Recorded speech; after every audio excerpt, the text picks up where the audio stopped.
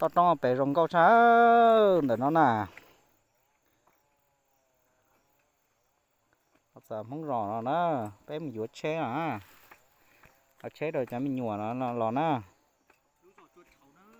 để lúc rò hùa rò chua cháu rồi đó rồi chả miệng ai nhá hả lúc nào đó nhà hồi vừa kìa nó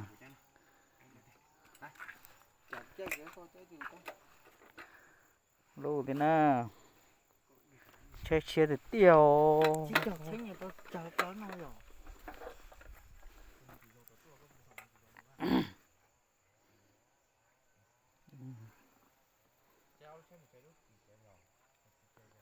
tao to bể rồng câu sớ gì nó nè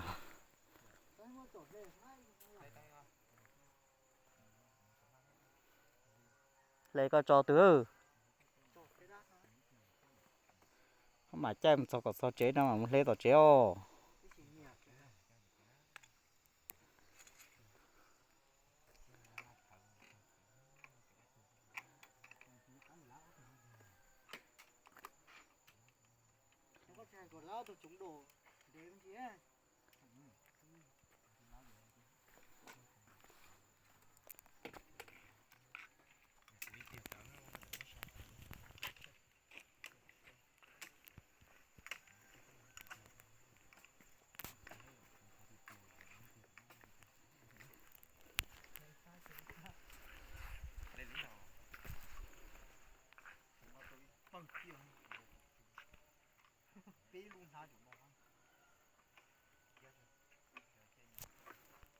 không bể rồng câu sớ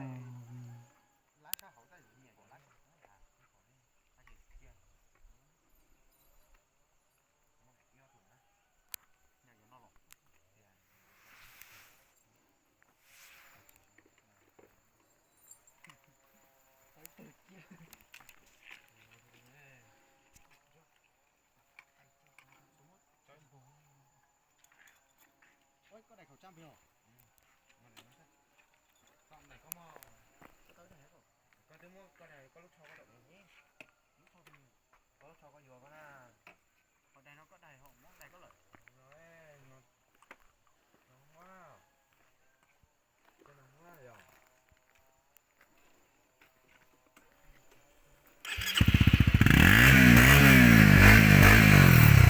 áo thò thế phải vô nào phải ta bây giờ Cho chảo. chậu Qua lâu đồng ấy thì à. không đâu đồng đó Để vào con.